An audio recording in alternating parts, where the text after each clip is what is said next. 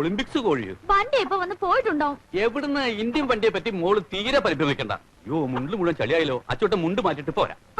അയ്യോ, അതിനൊന്നും ഇനി നേരമില്ല. എന്നാൽ അങ്ങനെ തന്നെ. ഭാനുവേടുത്തേ ഇതാ കോഴി എത്തിക്കഴിഞ്ഞു. കൊല്ലണതാരാ? ഓ, അത് ശരിയാണല്ലോ. ഞാനാണല്ലോ സ്ഥിരം കൊലപാതകി. ആ കത്തെടുക്കൂ. അമ്മേ, അച്ഛൻ സ്റ്റേഷനിൽ കാത്തു നിൽക്കുന്നുണ്ടാവും. ആ കോഴിയും കൊടുത്തേ. ഓ, അത് പിടിക്കൂ. ഒന്നും ചെയ്യില്ല, പിടിച്ചോളൂ. അച്ചോട്ട് നിങ്ങ വാ. ഓ മോളെ, എന്റെ കൈ വിട്. എന്റെ മുണ്ട് മതി. മുണ്ടൊന്നും വേണ്ട. മുണ്ടില്ലാതെ ഇപ്പൊ തന്നെ നേരം എത്രയായി? നേരൊക്കെ എത്രങ്കിലും ആയിക്കോട്ടെ. സാധാരണ അതൊക്കെ പതിവാ. ഓ രാഘവേട്ടനാ, ഇന്നെന്താണോ വണ്ടി സമയത്തെത്തി? ഏതായാലും സ്റ്റേഷനിൽ പോവാതെ കഴിഞ്ഞു. ഞാൻ അപ്പോഴേ പറഞ്ഞതാ, ആരും കാണാൻ അച്ഛൻ എന്തുമാത്രം സങ്കടപ്പെട്ടു. ഓ പിന്നെ മൂപ്പർക്ക് എന്താ സ്വന്തം വീട്ടിൽ വഴിയറിയില്ലേ?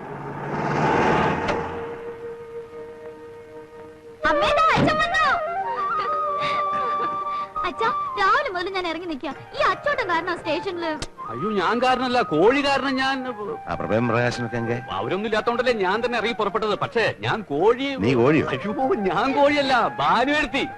കോഴി വേണമെന്ന് പറഞ്ഞു. അതിന്റെ പിന്നാലെ ഓട്ടം ചാട്ടുമായിരുന്നു. ഇപ്പൊ അങ്ങോട്ട് കൊണ്ട് കൊടുത്തുള്ളൂ. എന്റെ കടിതം കിട്ടില്ലായിരുന്നു പാനു? കടിതമോ? കത്ത് ഒക്കെ കിട്ടി. അത് ഇങ്ങോട്ട് വിട്ടു തന്നാ മതി. രാഘവട്ടം പൊട്ടി വിശ്രമിക്കും. സൂക്ഷിക്കണം കേട്ടോ. ഞാൻ സൂക്ഷിച്ചോളാം. നീ സൂക്ഷിക്കുന്ന കാര്യമല്ല, അതിനകത്ത് പൊട്ടുന്ന സാധനം ഉണ്ടത് പൊട്ടാതെ സൂക്ഷിക്കണം. ഓ, ഞാൻ സൂക്ഷിച്ചോളാം. മോളുവാ. Very heavy weight. ഒന്ന് സഹായിക്കും.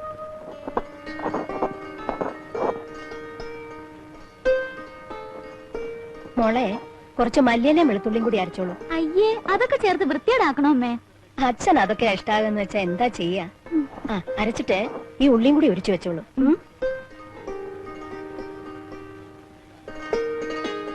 ഹായ്, എന്താ അച്ചു ഇത്? കുറച്ചുകൂടെ അങ്ങോട്ട് മാറിയിരുന്ന് ചെയ്തൂടെ? തൂവലെല്ലാം കിണറ്റിലല്ലേ വീഴുക? അത് ശരി, തൂവല് കിണറ്റിൽ വീഴാതെ സൂക്ഷിക്കാനുള്ള ബുദ്ധിയും കൂടി എനിക്കില്ല. അച്ഛേ വാ, നമുക്ക് പോവാം. എങ്ങടാ? വണ്ടിയിൽ ഇരുന്നപ്പം വിചാരിച്ച എത്തിയ ഉടനെ ആ കോരപ്പുറത്തെ കുളത്തത് മുങ്ങിക്കുളിക്കണം. അവിടെ ഈ കുഴായി തണ്ണിലല്ലേ കുളി. ക്ലോറിന്റെ മണം വേറെ. മുനിച്ചാമി ഉണ്ട്, നല്ല വെള്ളം കിട്ടും. അതാരായി മുനിച്ചാമി? ഓട്ടറാ. ഓ, എന്തൊരു സ്നേഹമുള്ളവനാണെന്നറിയോ. ഞാൻ എന്റെ വലുതേ നീട്ടി അവനറിയാം എന്തിനാണെന്ന്. ഇടതേ നീട്ടിയാലും അവന് സംഗതി പിടികിട്ടും. കൈയൊന്നും നീട്ടിയില്ലെങ്കിൽ അവ വെറുതെ നിൽക്കായിരിക്കും. വയസ്സുകാലത്ത് തണുത്ത വെള്ളത്തിൽ കുളിച്ച് പനി പിടിപ്പിക്കണ്ട കേട്ടോ. പാനു, നീ പറഞ്ഞു എന്നെ കളവനാക്കരുത് കേട്ടോ. വളരെ എവിടേക്കാ? കുളിക്കാൻ. ഓ, പറഞ്ഞ മാതിരി. അച്ചു, കോഴി രാവിലെ തൊട്ട് നിന്റെ പിന്നാലെ നടക്കണതാ. അവിടെ കിടക്ക്. കണ്ടോ? ഒരു കീറിയാൻ തിന്നു. ഇപ്രാവശ്യത്തെ മഴയൊക്കെ എങ്ങനെ ഉണ്ടായിരുന്നു വെച്ചു? ഇപ്രാവശ്യത്തെ മഴയിലെ മഴ 51-ലെ വെള്ളപ്പൊക്കത്തിന് ശേഷം ഇത്രയും വീരശൂര പരാക്രമിയായിട്ടൊരു മഴ ഉണ്ടായിട്ടില്ല. അങ്ങെല്ലാം മഴയെ കിടയാത്. കുളിത്തണ്ണിക്കൂടി ரொம்ப കഷ്ടം. രാഘവേട്ടാ, വണ്ടി വാളയാറ് വിട്ടിട്ട് മണിക്കൂർ കുറേ ആയി. ആ തമിഴ് വിട്ടിട്ട് മലയാള മണ്ണിലേക്ക് വരൂ. ആ മണ്ണിന്റെ കാര്യം പറഞ്ഞപ്പോഴാ നമ്മുടെ പറമ്പൊക്കെ എങ്ങനെ ഉണ്ടാ? പറമ്പ് അങ്ങനെയുണ്ട്. പണി തുടങ്ങുന്ന രാഘവട്ടം വന്നിട്ട് മതിയെന്നല്ലേ പറഞ്ഞിരുന്നത്? അല്ല, നീ ഇടയ്ക്കിടയ്ക്ക് പോയി നോക്കാറില്ലേ? നോക്കാറുണ്ട്. എന്താ ഈ പറമ്പ് മേടിക്കാൻ വേണ്ടി രാഘവട്ടം ആരുടെ കുറച്ച് കടം മേടിച്ചിരുന്നല്ലോ? പെൻഷൻ ആകുമ്പോ കിട്ടിയ കാശ് മുഴുവൻ കടം വീട്ടി തീർക്കായിരുന്നു. ഇനി മുമ്പോട്ടുള്ള ജീവിതത്തിന് ആ പറമ്പ് മാത്രമേ ഉള്ളൊരു ശരണം. രാഘവട്ടം ധൈര്യമായിട്ടിരിക്കുകയും മണ്ണ് മനുഷ്യരെ ചതിച്ചായിട്ടുള്ള ചരിത്രം ഒന്നും ഉണ്ടായിട്ടില്ല. അങ്ങനെ വിശ്വസിക്കാം. എന്നാലും കഴിഞ്ഞ 30 വർഷത്തിലേറെ കേട്ട് തരംപിച്ച ഈ തീവണ്ടിയുടെ ഒച്ചയും ബഹളവും ഒന്നും ഇല്ലാണ്ട് ഇനി ഇങ്ങോട്ട് ജീവിക്കണല്ലോ എന്ന് ഓർക്കുമ്പോഴാ. അതിന് ആരും കാര്യം ചെയ്യാം. എല്ലാ ദിവസവും രാവിലെ രാഘവേട്ടന്റെ വീട്ടിൽ വന്നിട്ട് ആ തീവണ്ടിയുടെ ശബ്ദം ഉണ്ടാക്കാം. തീവണ്ടി ഞാനോട്ട് ബന്ധത്തെ കുറിച്ച് നിനക്ക് എന്താ വല്ല രക്തബന്ധം വല്ലതും ഉണ്ടോ? അതിനൊക്കെ വലിയ ബന്ധമാണെന്ന് വെച്ചു. നിനക്കറിയോ, എന്റെ കോടി കണ്ടാവൻ നിൽക്കും. കോടിയുടെ നിറം മാറ്റിയാ അവൻ പോകും. ഒരു ദിവസം രാത്രി അത്തിപ്പെട്ടിന്ന് ഗുമ്മുടിപ്പുണ്ടിലേക്ക് വരിക. M2 down. പാളം തെറ്റിക്കിടക്ക. ഞാനപ്പോ ഡ്യൂട്ടിയിലല്ല, വെറുതെ ഒരു നൈറ്റ് വാക്കിന് ഇറങ്ങിയതാ. ഈ M2 ഡൗൺ എന്ന് പറയുന്ന സാധനം ഉണ്ടല്ലോ, പറന്നാ വരുന്നതേ. സിഗ്നൽ നോക്കിയപ്പോ പച്ച. എന്റെ ഉള്ളൊന്ന് കത്തി. ഫാക്ടറി പണിയും കഴിഞ്ഞു വരുന്ന ആയിരക്കണക്കിന് തൊഴിലാളികളുണ്ട് വണ്ടിക്കകത്ത്. പിന്നെ ഞാൻ വേറെ ഒന്നും ആലോചിക്കാൻ പോയില്ല. ഷർട്ട് അങ്ങോട്ട് വലിച്ചൂരി തീപ്പെട്ടിക്കൊള്ളി ഒരച്ച് കത്തിച്ചിട്ട് പാളത്തിലേക്ക് എടുത്തൊരു ചാട്ടാണ്. തീ കണ്ടപ്പോ ഡ്രൈവർക്ക് കാര്യം പിടികിട്ടി. അയാൾ സഡൻ ബ്രേക്ക് ഇട്ട് വണ്ടി നിർത്തി. ഇതുപോലെ രംഗം ഞാനൊരു തമിഴ് പടത്തിൽ കണ്ടിട്ടുണ്ടല്ലോ. തമിഴ് പടത്തിലും പച്ചവിളക്ക് ശിവാജി ഗണേശൻ ഇതുപോലെ തന്നെ ഷർട്ട് കത്തിച്ച് വണ്ടി നിർത്തുന്നുണ്ട്. രാഘവേട്ട ആ പടം കണ്ടിട്ടുണ്ടല്ലേ? ഇത് പടത്തിലെ കാര്യമല്ല, ഞാനിത് ശരിക്കും ചെയ്ത.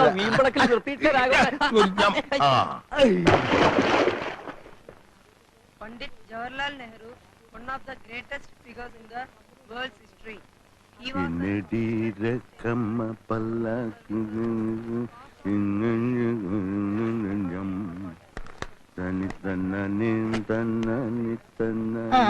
ഒന്നെണ്ണീറ്റേ, ഇതൊന്ന് വിരിക്കട്ടെ.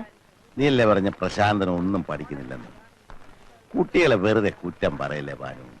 എത്ര അരുമയായിട്ടാവും പഠിക്കുന്നത്? സന്ധ്യക്ക് കുറെ നേരം ഇങ്ങനെ ബഹളം വെക്കുന്നത് കേൾക്കാം. 1/2 മണിക്കൂർ, കൂടിയാൽ 1 മണിക്കൂർ. ആ, അത്രയും മതിയായിരിക്കും മുഴുവൻ പഠിക്കാൻ. എനിക്കല്ലെങ്കിലും അറിയാം, ചെറുപ്പത്തിലെ മുതൽ അവന് നല്ല മൂളയാ. At Allahabad, when not quite 15, he went to Harrow School in England and then to Cambridge. After നീ അങ്ങോട്ടിരുന്നേ, എന്നിട്ട് ഇതൊക്കെ ഒന്ന് വിശദമായിട്ട് കാണാം. ദേ, എന്റെ പുറകെ നിൽക്കുന്നതാണ് വെള്ളയപ്പൻ.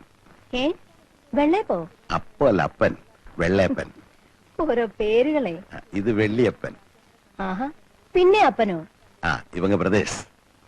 ഇനി അപ്പന്മാരുണ്ടെങ്കിൽ ഒരുമിച്ച് അങ്ങ് പറഞ്ഞേക്കെ. ഇനി അപ്പന്മാരല്ല, ചാമിമാരാ. ഇത് പളനിച്ചാമി, ഇത് മുനിച്ചാമി, ഇത് വീരാച്ചാമി.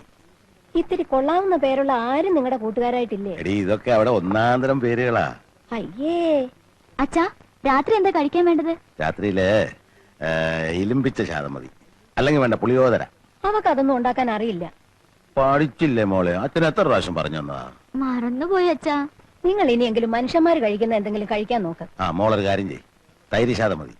നീ ചോറുണ്ടാക്കിക്കൂ, തൈരും കൂട്ടി കുഴച്ച് തൈര് ശാതമാക്കിക്കൊള്ളു.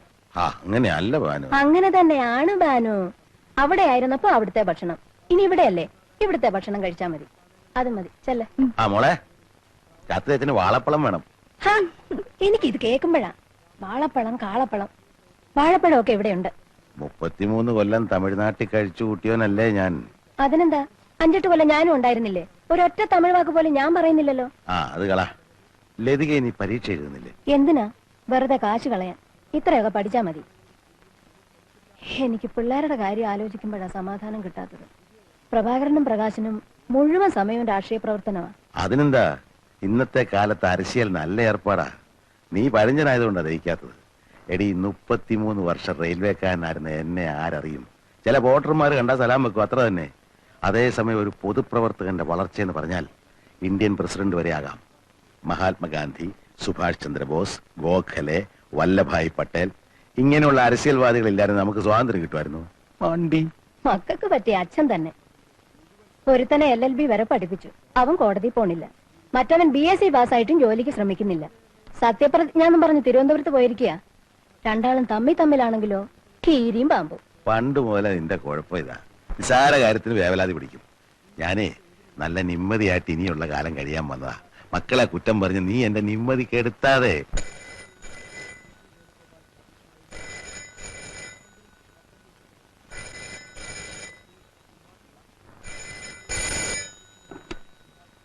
ഹലോ, ആരാ? അദ്ദേഹം ഇവിടെ ഇല്ല. സത്യമായിട്ട് ഇവിടെ ഇല്ല.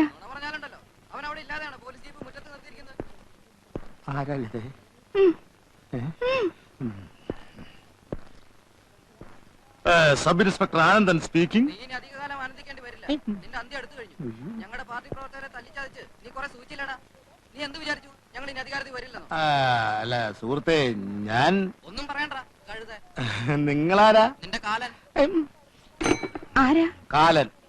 എന്റെ കാലൻ? ഇന്നലെ വിളിച്ച് ഇതുപോലെ തെറി പറഞ്ഞ് വേറൊരു ശബ്ദ. അതെ, അത് വേറെ കാലനായിരിക്കും. എന്റെ സ്റ്റേഷൻ അതിർത്തിയുടെ പല കോണുകളിൽ നിന്നും പലരും വിളിച്ച് പുളിച്ച തെറി പറയുന്നുണ്ട്. എല്ലാം ആനന്ദേട്ടം വരുത്തി വെച്ചല്ലേ? എടി, സർക്കാർ മാറി വരുമെന്ന് ആരെങ്കിലും വിചാരിച്ചോ? RDP-ക്കാര് പറഞ്ഞു, INSP-ക്കാരെ ഞാൻ തല്ലി. ഏതായാലും എന്റെ കാര്യം പോക്കാ. നമ്മുടെ മക്കളെ അവര് കിഡ്നാപ്പ് ചെയ്യുമെന്നാ എന്റെ പേടി. കിഡ്നാപ്പിംഗ് ആണല്ലോ പുതിയ ഫാഷൻ. ഒരു കാര്യം ചെയ്യ്, നാളെ മുതൽ പിള്ളേരെ സ്കൂളിൽ അയക്കണ്ട. ഞാൻ പോട്ടെ. ഞാൻ ജീവിച്ചിരിപ്പുണ്ടെങ്കിൽ വൈകുന്നേരം കാണാം.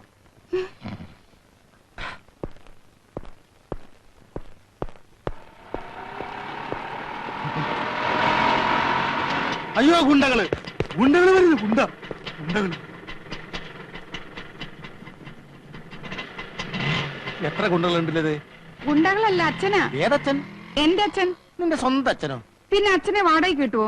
എന്തായാലും നിന്നെ അങ്ങോട്ട് കണ്ടില്ലല്ലോ, നീ വലിയ ആളായിപ്പോയല്ലേ. അയ്യോ, അച്ഛൻ വന്ന കാര്യമൊക്കെ അറിഞ്ഞു. ഇവിടെ ആകെപ്പാടൊരു മനസമാധാനം അല്ലഞ്ഞിട്ട് അച്ഛൻ അങ്ങോട്ട് വരാഞ്ഞത്. എന്തു പറ്റി? ആനന്ദനല്ലേ അങ്ങോട്ട് ഓടിപ്പോയെ? അതെ, ഗുണ്ടകളെ പേടിച്ചിട്ടാ. ഗുണ്ടകളോ? അതെ, രാഷ്ട്രീയ ഗുണ്ടകൾ. അച്ഛന്റെ മോൻ പ്രകാശന്റെ പാർട്ടിയിൽപ്പെട്ട ഗുണ്ടകളാ. അവര് പ്രതിപക്ഷത്തായിരുന്നപ്പോ എന്റെ കഷ്ടകാലത്തിന് എനിക്ക് ഒരുപാട് പേരെ ദ്രോഹിക്കേണ്ടി വന്നിട്ടുണ്ട്.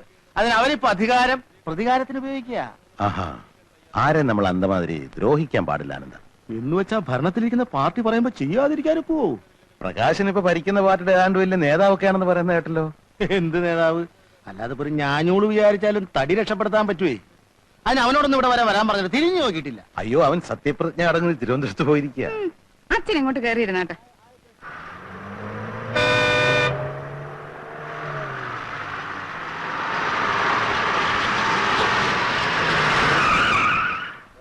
ഒന്ന് മാറി അലമ്പുണ്ടാക്കല്ലേ തിരക്കുണ്ടാക്കല്ലേ. ഇറങ്ങിക്കോ.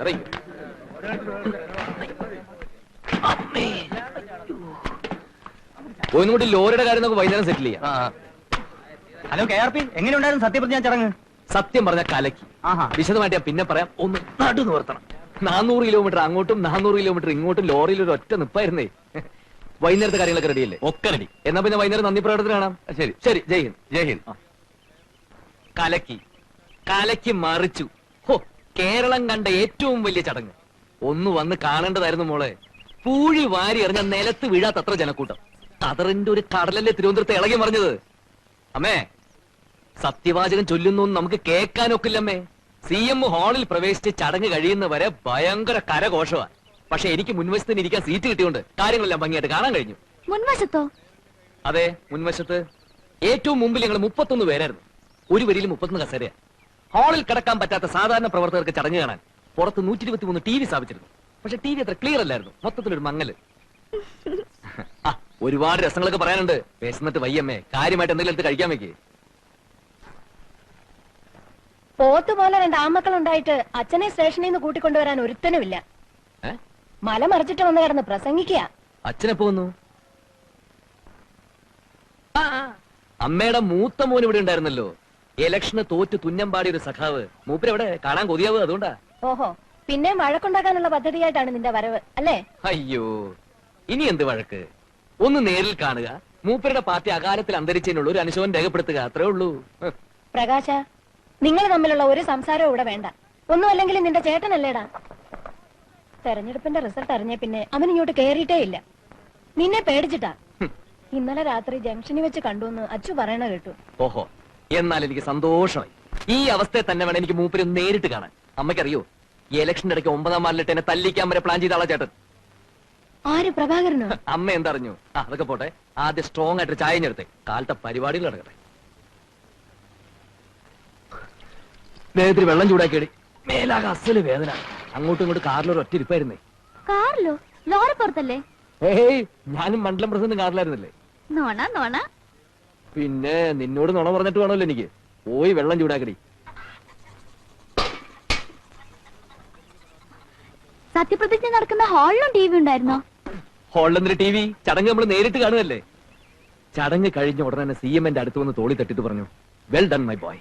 ഹോ, ഞാനാകെ കോരി തെറിച്ചു പോയി. നമ്മുടെ മാനങ്കര മണ്ഡലത്തിലെ ഇപ്രാവശ്യം 7000 വോട്ടാ പാർട്ടിക്ക് കൂടുതൽ. അതിന്റെ പിന്നിൽ എന്റെ ശക്തമായ കൈകളാണ് പ്രവർത്തിച്ചതെന്ന് മൂപ്പരുടെ ചെവിയിൽ ആരോചൊന്ന് പറഞ്ഞു. അതുകൊണ്ടാ. ഞാൻ ചോദിച്ചത് അതല്ല. ചടങ്ങ് TVയിൽ ക്ലിയർ ആയിരുന്നില്ല, മങ്ങലുണ്ടായിരുന്നു എന്നൊക്കെ പ്രകാശേട്ടൻ പറഞ്ഞില്ലേ? അതിന് ഹാളിന് മുമ്പിലിരുന്ന പ്രകാശേട്ടൻ ആ ചടങ്ങ് കോമ്പൗണ്ടിലുള്ള TVയിൽ എങ്ങനെ കണ്ടു? ചടങ്ങെന്നും പറഞ്ഞ് മുഴുവൻ സമയം നമുക്ക് അവിടെ കുത്തിയിരിക്കാൻ പറ്റുമോ? ഒന്ന് നടു നിർത്താൻ വേണ്ടി ഞാനൊന്ന് പുറത്തേക്ക് ഇറങ്ങിയപ്പോ ഒന്ന് കറങ്ങിയപ്പോ TV കണ്ടു. നേര് പറ, രാജ്ഭവന്റെ ഗേറ്റ് കടക്കാൻ പറ്റുമോ? നീ കുറെ കൂടുന്നുണ്ട്. പാർട്ടിയിൽ എനിക്കുള്ള സ്ഥാനം എന്താണെന്ന് നിന്നെ പറഞ്ഞ് ബോധ്യപ്പെടുത്തേണ്ട കാര്യമൊന്നും എനിക്കില്ല. വൈകുന്നേരം ടൗണിലേക്ക് വാ. കൃതജ്ഞതാ സമ്മേളനത്തിന് ഞാൻ നടത്താൻ പോണ ഗംഭീര പ്രസംഗം കേൾക്കുമ്പോൾ നിനക്ക് മനസ്സിലാവും ഞാൻ ആരാണെന്നുള്ളത്. പ്രിയപ്പെട്ട സുഹൃത്തുക്കളെ, കഴിഞ്ഞ 5 വർഷക്കാലമായി ഈ രാജ്യത്ത് ഒരു ഭരണകൂടം ഉണ്ടായിരുന്നോ? ഇവിടെ ഒരു സർക്കാർ ഉണ്ടായിരുന്നോ? ഇവിടെ ഒരു മുഖ്യമന്ത്രി ഉണ്ടായിരുന്നോ എന്ന് ചോദിക്കാൻ ഞാൻ ആഗ്രഹിക്കുകയാണ്. ഇല്ലായിരുന്നു സുഹൃത്തുക്കളെ, ഇല്ലായിരുന്നു. പിന്നെ ഉണ്ടായിരുന്നത് RDP എന്ന ഒരു പാർട്ടി മാത്രമായിരുന്നു. അവരുടെ അഴിഞ്ഞാട്ടമായിരുന്നു. Revolutionary democratic പാർട്ടിയാണത്രേ. എന്ത് റവല്യൂഷണറി, എന്ത് ഡെമോക്രസി എന്നാണ് ഞാൻ ചോദിക്കുന്നത്. അതിനുള്ള ശിക്ഷ നിങ്ങൾ അവർക്ക് നൽകി കഴിഞ്ഞു. ഇന്ത്യൻ നാഷണൽ സെക്യുലർ പാർട്ടി നിങ്ങളുടെ പാർട്ടിയാണ്, ജനങ്ങളുടെ ആശയാഭിലാഷങ്ങളുടെ പാർട്ടിയാണ്. പിന്നെ ഞങ്ങളുടെ കൂടെ വർഗീയ പാർട്ടികൾ ഉണ്ടെന്ന് RDPക്കാർ ആരോപിക്കുന്നുണ്ട്. അത് തെറ്റാണ് സുഹൃത്തുക്കളെ. പിന്നെ വർഗീയ പാർട്ടി ഇല്ലെന്ന് പറഞ്ഞുകൂടാ. ഞങ്ങളുടെ കൂടെ ചേർന്ന ശേഷം അവരിൽ യാതൊരു വർഗീയതയും ഞാൻ കണ്ടിട്ടില്ല. അല്പസ്വല്പം കോഴി ബിരിയാണി കഴിക്കുന്നത് വർഗീയതയാണോ എന്ന് ഞാൻ വെല്ലുവിളിക്കാണ്. പക്ഷേ RDPയുടെ കൂടെയുള്ളത് മുഴുവൻ വർഗീയ പാർട്ടികളാണെന്ന് ഞാൻ നിങ്ങളെ അറിയിക്കുകയാണ്, അഭ്യർത്ഥിക്കുകയാണ്, അപേക്ഷിക്കുകയാണ്. അതുപോലെ ഞങ്ങൾ അഴിമതിക്കാരാണെന്ന് പറയുന്നുണ്ട്. അല്ല സുഹൃത്തുക്കളെ, വാസ്തവത്തിൽ അഴിമതി എന്താണെന്ന് പോലും ഞങ്ങൾക്ക് അറിഞ്ഞുകൂടാ. തെരഞ്ഞെടുപ്പ് ഫണ്ടിലേക്ക് ഇവിടുത്തെ നല്ലവരായ മുതലാളിമാരിൽ നിന്ന് ധാരാളം പണം ഞങ്ങൾ സ്വീകരിച്ചിട്ടുണ്ട്. അത് സ്നേഹം കൊണ്ട് മാത്രമാണ്. മുതലാളിമാരെ പോലെ ഇത്രയും നല്ല മനുഷ്യരെ ഞാൻ വേറെ കണ്ടിട്ടില്ല. ആ പാവപ്പെട്ട മുതലാളിമാരെ ചീത്ത വിളിക്കുന്ന കേട്ടിട്ട് പലപ്പോഴും എനിക്ക് കരച്ചിൽ വന്നിട്ടുണ്ട്. പാവം മുതലാളിമാർ, എല്ലാത്തിനുള്ള ശിക്ഷ അവർക്ക് കിട്ടിക്കഴിഞ്ഞു. ഈ മാനങ്കര മണ്ഡലത്തിൽ ചില RDP കോമാളികൾ ഒരു പ്രഖ്യാപനം നടത്തിയിരുന്നു സുഹൃത്തുക്കളെ. ഈ തെരഞ്ഞെടുപ്പിൽ INSP ജയിക്കുകയാണെങ്കിൽ അവരവരുടെ പാതി മീശെടുത്ത് കവലയിലൂടെ നടക്കുമെന്ന്. ഞാൻ അവരെ ക്ഷണിക്കുകയാണ്. നാണവും മാനവും ഉളുപ്പും അല്പമെങ്കിലും തീണ്ടിയിട്ടുണ്ടെങ്കിൽ, വാക്കിന് വിലയുണ്ടെങ്കിൽ ഇങ്ങോട്ട് വരൂ, മീശ എടുക്കൂ, എടുക്കണ മീശ എന്ന് ഞാൻ ആജ്ഞാപിക്കുകയാണ്, അഭ്യർത്ഥിക്കുകയാണ്, അപേക്ഷിക്കുകയാണ്.